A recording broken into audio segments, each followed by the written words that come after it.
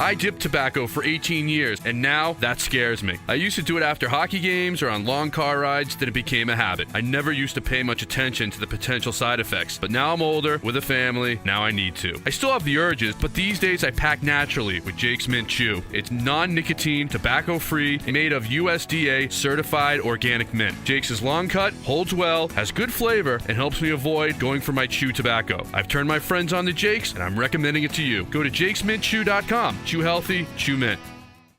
Want great deals on products and unique experiences in your neighborhood? Look no further than CBS Local Offers, which brings you the best local deals in your community with everything from enticing restaurants to exciting events. Go to offers.cbslocal.com today. Hey, this is Doug Gottlieb, and I've got my own brand new podcast called Dug In. What we do is we take the absolute best interviews from the week, and we cut them up, and we present it in a nice little tight package, and I think you'll love it. Plus, I have unique commentary that I only reserve for the podcast. See, we give you the inside of the Doug Gottlieb Show. You can get it by going to play.it/Dugin or search Dug In on iTunes. Love if you join me. That's Dug In, search on iTunes or play.it/Dugin. Well, that was the genesis of the bit, so we thought, what the hell? Let's try it and see what people have. Take a shot. Because you never know, and everybody's got a story about maybe somebody who had a particularly apt or, I don't know, maybe glorious or easy or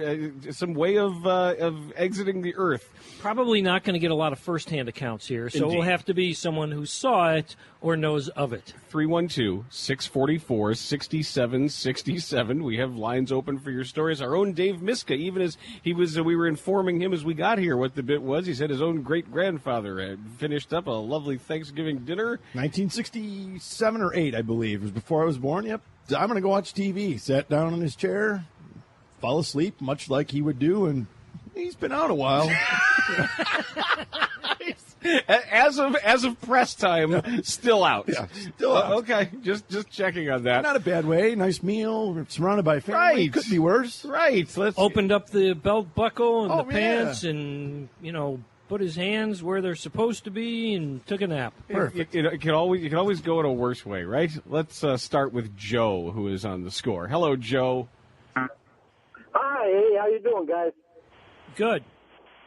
Good. I just wanted to tell you a story. My brother or my cousin was a teamster. Actually worked at McCormick Place for forever, and he got divorced and went back home, lived with his mom, and didn't bother dating because he was working 80 hours a week down in McCormick Place. And when he needed a date, so we call it, he'd call up a young lady and meet her at one of the fine establishments on Manheim Road. Well, it turns out one night he didn't make it through the encounter. And the young lady, kind of the funny part was she didn't know what to do, so she ended up picking up his cell phone and calling his mother. I guess it's kind of a twist on dying with the boots on. He died with his pants down. And I'm sure he died smiling. Perfect.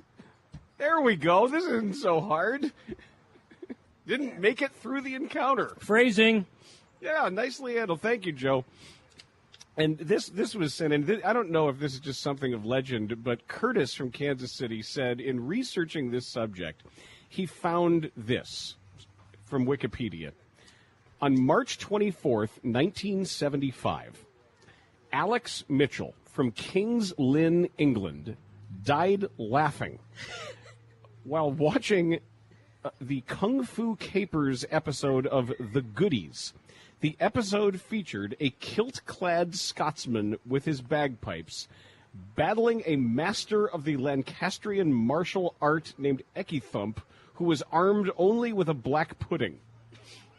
After 25 minutes of continuous laughter, Mr. Mitchell slumped over on the sofa and died. His widow later sent the Goodies a letter thanking them for making the final moments of his life so pleasant. I don't know anything about the Goodies. I thought I knew a lot of British comedy of the I thought 70s, I heard you say Lancastrian. No, that martial art where you hit people with a tennis racket and a guitar. Guitar in one hand and a tennis racket in the other, just start whacking people? Is that what you just said? No, Lancastrian. I don't really understand much of this, although he was armed with a black pudding. I don't know what that's going to do to anybody, but good luck to you. Travis in Green Bay is on Friday Fung on the score. Hello, gentlemen. This is funny. All right, I had a roommate, right, and she met this guy. He got out of prison like 2 days ago, right? Guy bought him a Cadillac early that day. I meet him, I hook him up with my roommate. I goes off, send some more kids or whatever, and I come back. They're going. I get a note. We're going to the hotel for the night to party. I get a call at like 4:45 that morning. She's panicking. He didn't wake up. I don't know what happened, but that's all I'm saying. Gentlemen, have a nice day. Go back. Wait, I got to unpack that one a little bit. It's his guy with John Entwistle. And then we're back to the John Entwistle story again. But wait, you hooked your roommate up with somebody who just got out of prison? Isn't that what he said? Somebody just got out of prison 2 days ago. Okay. Somebody got him hooked up, and they went to a hotel. I don't know what I'm not sure who the roommate was exactly. Yeah, there are a couple components in there. But the ending we understand. Hey, Dan, I didn't hear the very beginning of the segment. Did you tell people to call in only if it results in a death in a hotel? No. No, okay. That's not. Why? Well, those are only 2 calls I've taken so far, so I'm just curious. Well, no, it doesn't have to be at a hotel. All right, so it doesn't have to be. Okay, I want to make sure. Okay. No, it could be on a peaceful island somewhere. It doesn't have to include an ex-con or drugs, right? Have most of the calls that you've taken off the air involved that too? Okay. No. All right.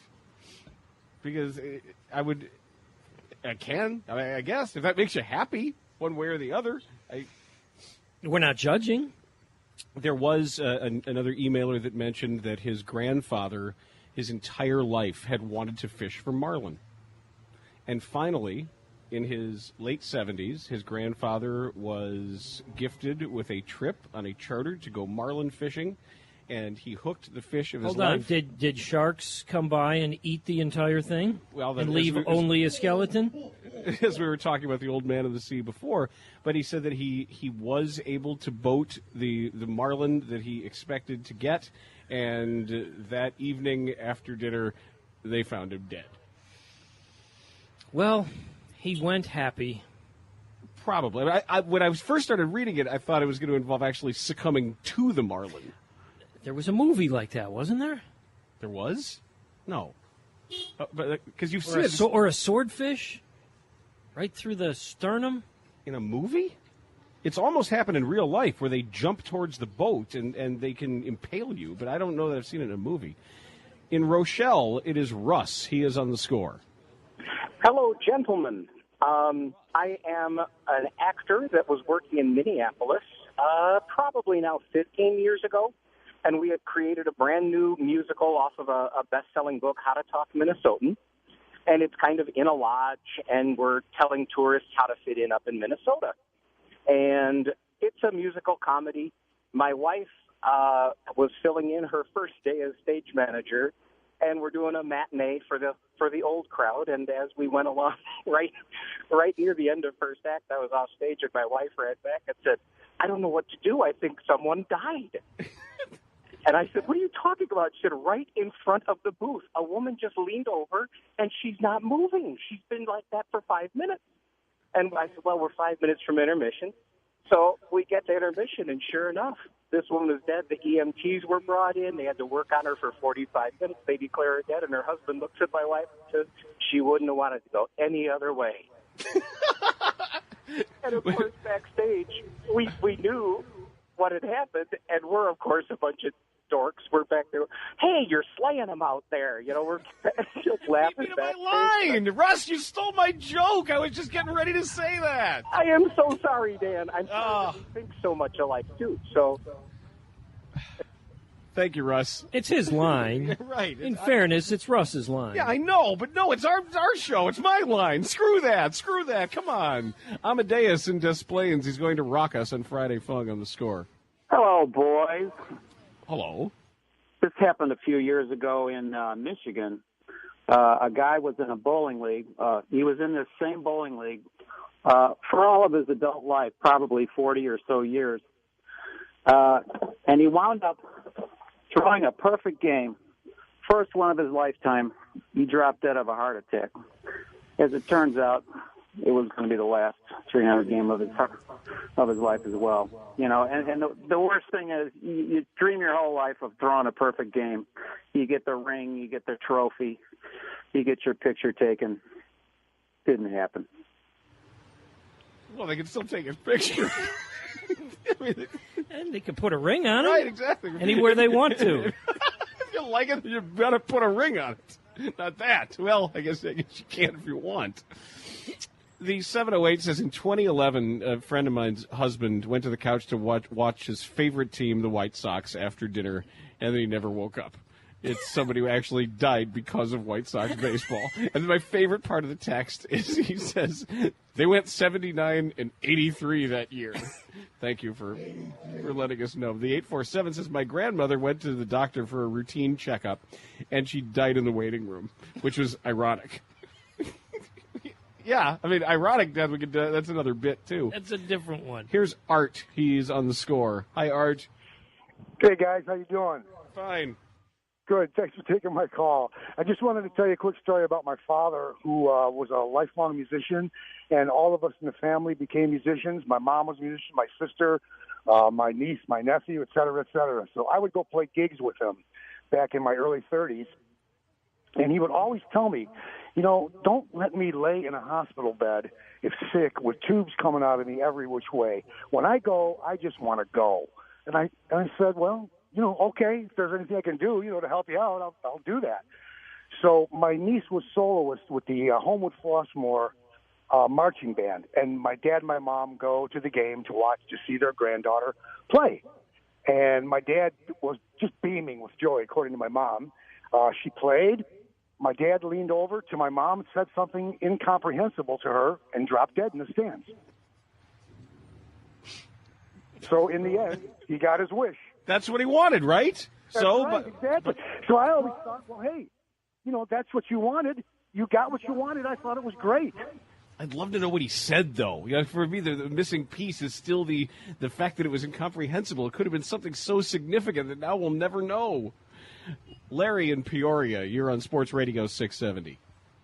Glad I got through. Hey, guys, I was in high school back in the early 70s, and it was during March Madness. I was an equipment manager for a small hometown team, and it was late in the game, and this guy's grandson got into the game, and he finally made a shot and got fouled in the process.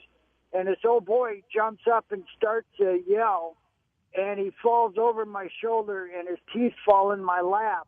And I'm nudging the coach because this guy's laying on top of my head.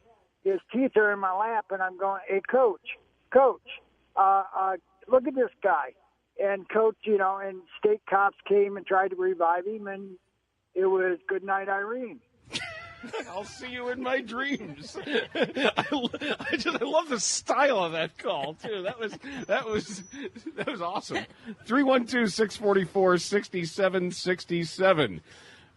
Way to go is the name of the bit. I think people have it. And if it happens to be hookers in hotel rooms in prison, well, maybe that works too. But it's not mandatory. So we got lines open for another segment of this if you want to enjoy more on the score.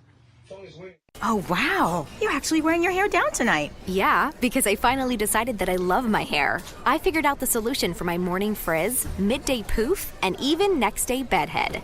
It's Frizz E's Secret Weapon Touch-Up Cream by John Frieda. Well, you and your hair look flawless. Flawless and touchable. Feel. Oh. See? It's soft. Smooth ends, no flyaways, shiny. Well, I clearly need to get some because your hair looks amazing. Frizz E's Secret Weapon, only from John Frieda. Hey, this is Doug Gottlieb, and I've got my own brand new podcast called Dug In. What we do is we take the absolute best interviews from the week, and we cut them up, and we present it in a nice little tight package, and I think you'll love it. Plus, I have unique commentary that I only reserve for the podcast. See, we give you the inside of the Doug Gottlieb Show. You can get it by going to play.it/Dugin or search Dugin on iTunes. Love if you join me. That's Dugin. Search on iTunes or play.it/Dugin. So there's some speculation as to what that guy at his granddaughter's marching band concert whispered into his wife's ear before he succumbed, and several have suggested that what he said was,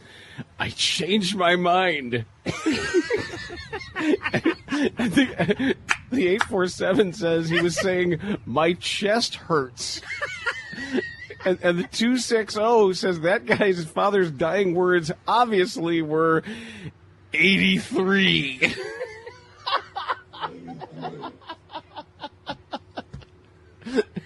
All right. Oh, Tanny, thank you, Tanny. By the way, Schmutzy found me on Twitter as well and said the name of that movie is Hook, Line, and Sinker. It was a really terrible Jerry Lewis movie. Is now that it's coming back to me from I guess the late 60s, where he does get impaled by a marlin while fishing.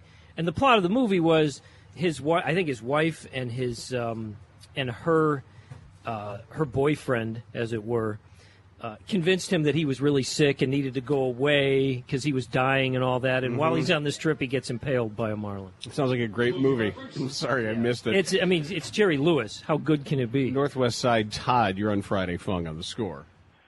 How you doing, guys? Fine. We used to have Thanksgiving dinner, and right after dinner, the older men in the family would play cards. My uncle, after about an hour of playing, said, "Deal me out, boys." Laid his head back. 2 hours later, they realized he was dead. Well, that'll deal him out. He knew what was going on. This is from Bob. If I can read an email from a Bob. This is, my grandfather was a minister in Connecticut. And my dad used to wander the church cemetery as a kid reading the tombstones for fun. One day he found one from the early 1900s that explained the way the man died. He was late to Sunday Mass, and as he runs through the entrance with the church bell ringing high above the doorway, the bell clapper broke free, plunged through the ceiling, and hit him square on the head, killing him instantly. If he didn't actually show me the tombstone, I wouldn't have believed it. Is that a good way to go? I don't know. It doesn't sound particularly happy.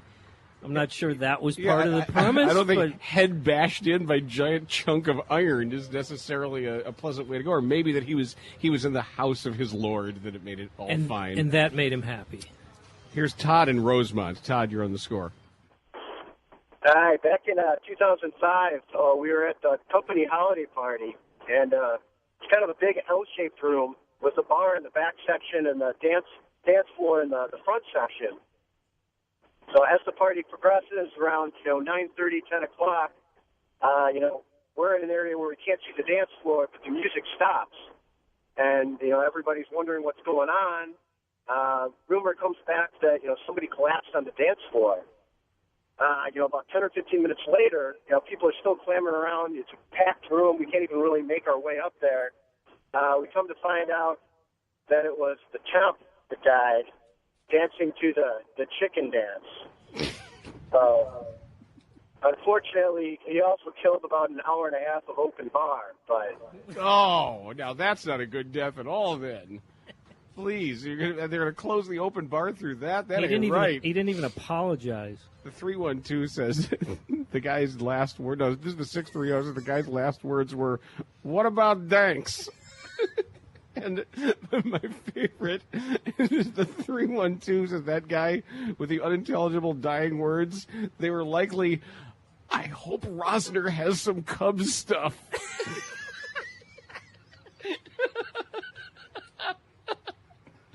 I'll never get to it. It's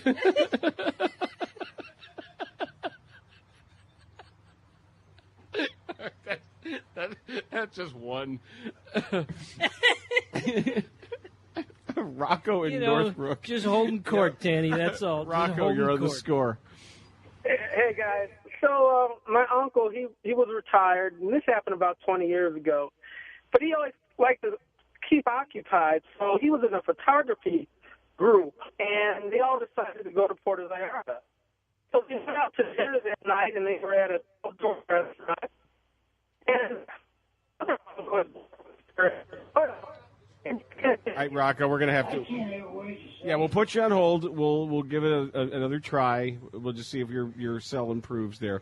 630 texter, who says there was something called the London beer flood in 1814, when a giant vat at a brewery burst, and it had a domino effect, rupturing all the surrounding vats and causing 323,000 imperial gallons of beer to gush into the streets. The beer tsunami filled basements, destroyed homes, and crumbled a local pub, trapping an employee inside. 8 people died in the London beer flood, which incredibly was ruled an act of God. And you just got to believe that the guy inside, the guy who was trapped inside, drowning in beer, drank himself to death and had a smile on his face the entire time.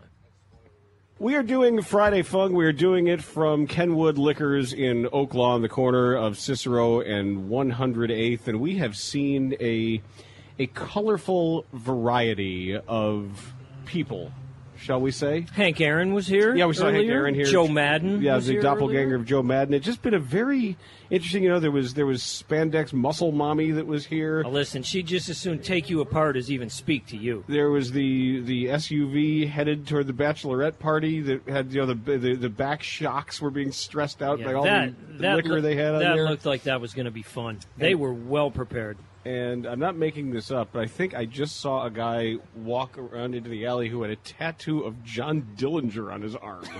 I swear to God, I think that's who it was. But we're doing Friday Fung. It's called Way to Go, and let's give Rocco in Northbrook another try and see if we can better understand him. Hello, Rocco. Hey, guys. Thanks a lot. Sorry about that. So, real quickly again, 20 years ago, Uncle, in a photography group, went to Puerto Vallarta. They went out that night, and they went out to dinner in a restaurant. Uncle happened to look up in the sky, and he said, "That's the most beautiful thing I've ever seen in my life." And then all of a sudden, he collapsed in his chair and died. And do we know what was it? Was it a sunset that's or? The thing. The funny thing was, they looked up where he was looking at, and they didn't see a thing. Maybe he saw a vision of Tommy LaStella. He saw something that only he could see, perhaps. He saw Rozner's Cubs stuff, perhaps. Rocco himself sounded a little out of breath there. I was worried. Yeah, I was concerned at the start. Yeah, maybe that's it for Rocco. Who knows? And if this is the end for him, I would hope he's happy. Mark and Elmhurst, you're on the score. Hey, how you guys doing today? Thanks for taking my. A few years ago, I go fishing in Arkansas every year, which is kind of far away from the beaten path of the town.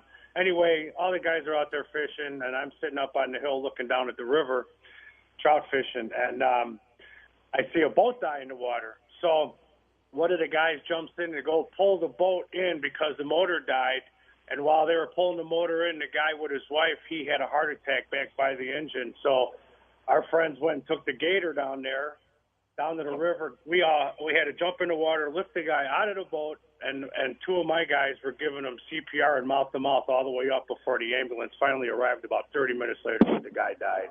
But at least he died loving what he was doing. That's what we thought about it. That's my story. Well, thank you for your story. I'm not sure what he was doing, though. I mean, was he also trout fishing? We know he was in the boat with his wife. All we know is he was in the boat. Maybe that's what made him happy. Okay, maybe just being in the boat with his wife. Could be. He was not that as far as we know. I don't think he was trout fishing in Arkansas.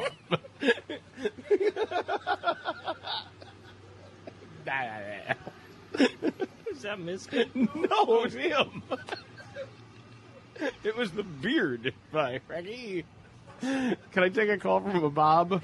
Oh, why not? Bob in Garfield Ridge is on the score. Bob. Yeah, hi, guys. Love Kenwood Liquors. Here's the deal. My mom's uncle, product of depression, since 1947. He liked to drink beers. He worked for this judge that had a farm out in McHenry County, and he was always giving him all these eggs, And he was just eating as many eggs as he could because they were free and all this stuff. So he started doing it. He started cracking raw eggs and putting them in his beers. So all the time he'd be drinking like 5. He had this big schooner, and he'd have like 5 eggs for a couple beers, you know. And this is what he'd do every day. You know, this is for a couple years he did this. And at my brother's christening, he was put up his schooner to say, you know, new kid in the family and all this, went down his egg full of beer, and they drank it, wiped his mouth with his hand, and just flopped over and died. There's so many details in that are so odd. The egg in the beer. What is that about? Well, he worked for a judge who gave him eggs, and he started putting the eggs in the beer because they were free? Yeah. Well, that way you don't have to cook them, and you're still getting all the benefits of the egg. I've never heard of that. Raw is that a thing?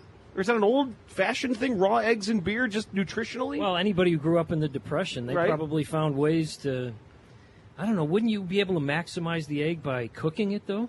I don't know. But putting it in beer doesn't hurt.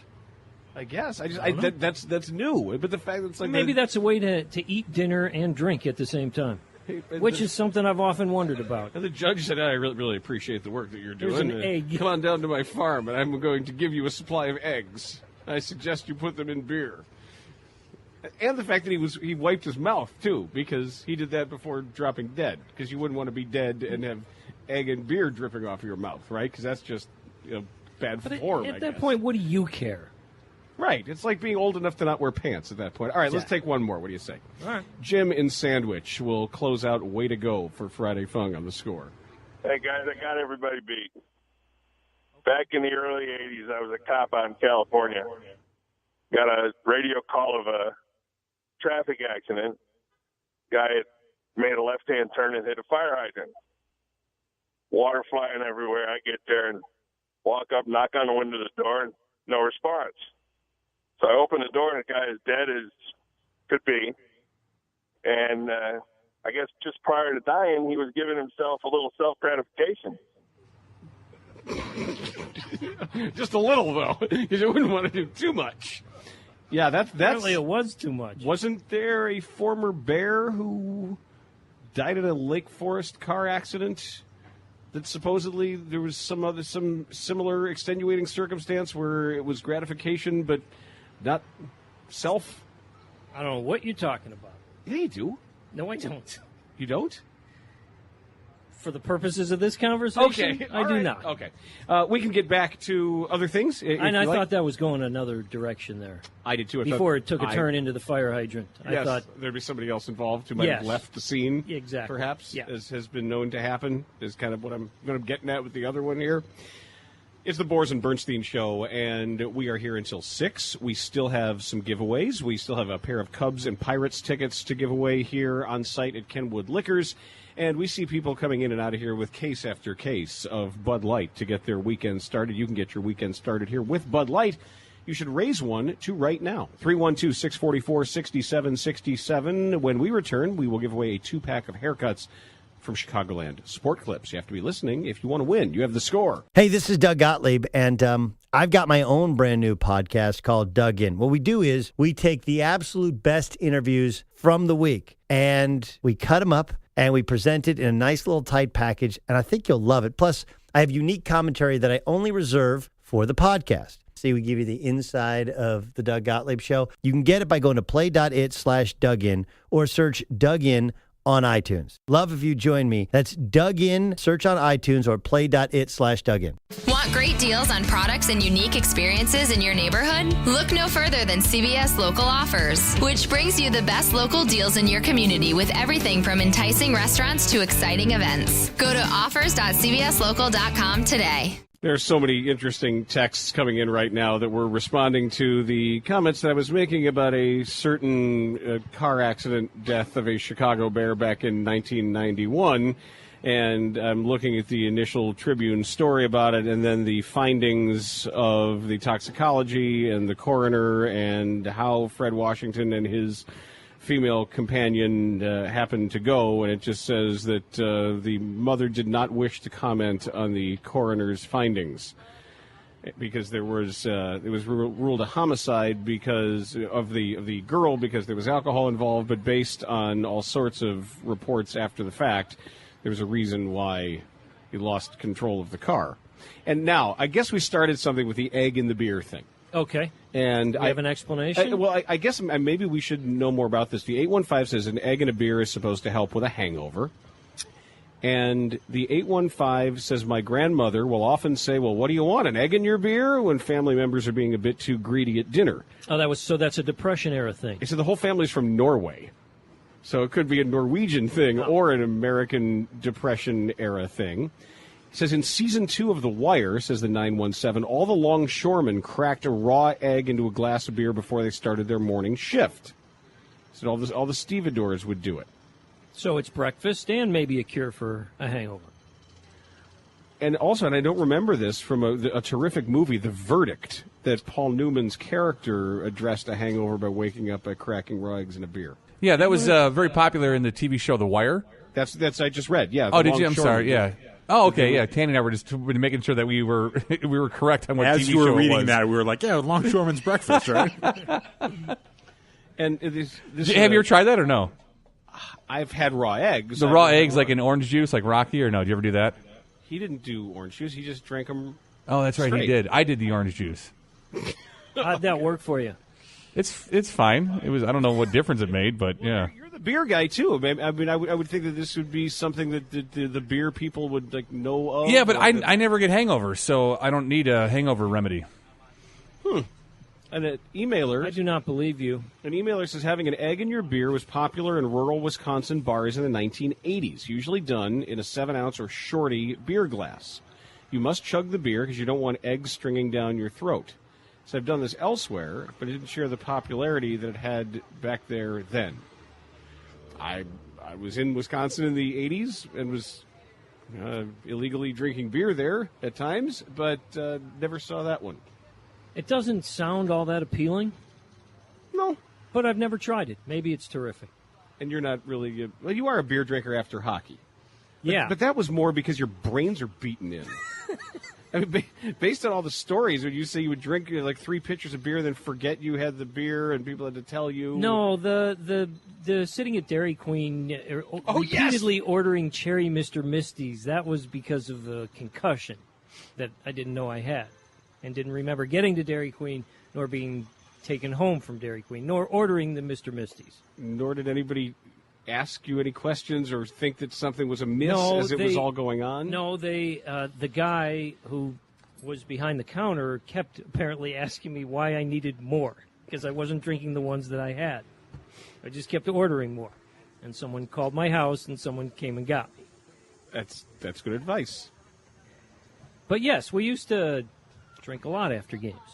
Yeah, it's amazing to me the volume of beers consumed when we have a game or a practice after there's been a men's league, some kind of club league. And it's even in places where they say beer isn't allowed, that you have the horrible smell of an adult hockey locker room. Oh. And then the garbage cans over. It's like the combination of that smelling like a fraternity house basement, because it's just heaps of beer cans. Yeah, if it's winter and you can't sit outside, then, yeah, that's probably where you're going to have them. But ideally, it's nice out. You sit outside in the parking lot and just you put away several cases. Yeah, and I'm used to the hockey stuff is then the kids that take the snow off of the blades of their skates and flick it at other people's faces. And then, there's some kids who tape their stockings on, who use the clear, packing tape. Because it's cheap. Well, I know, just some kids just do that, and then they make a tape ball, or the kid's redoing his stick, and there's tape balls flying everywhere. Yeah, the tape balls don't bother me as much as the stuff off the bottom of your skate, because the stuff off the bottom of your skate is some of the most disgusting stuff you could ever come across anywhere in the world. Oh, because it's snot and spit. Yeah, we're all blowing and, snot right. rockets and spitting and bleeding and who knows what else. And it also hurts because it's ice. It is ice. That is true. Ugh. Oh, thank you. Disgusting. Now, we have an opportunity as we head toward the final hour of the show to address anything that we've discussed right now. We shared our, I'd say, moderate angst over what's going on with both John Lackey and Hector Rondon. The Cubs have just made it official by now sending out the press release that they've been placed on the disabled list. Well, between Rondon, Stroop, and Joe Smith, who they acquired to be... Joe Smith just has a bad case of suck. You would think so. You would think so, because that was awfully convenient when he came up with that hamstring. But if you think about the way you had it projected with Rondon in the 8th, Stroop in the 7th, and Smith somewhere in the middle of all that, maybe to just get one guy, get a ground ball, get a double play, something like that, you've lost 3 guys you would think are pretty important to this. And if you're just joining us, that we, during the second half, read this Fangraph story regarding Chris Bryant, making the case for him being the best player in the National League. It's going to be a really interesting vote because... I didn't say most valuable player. I said best player in the National League.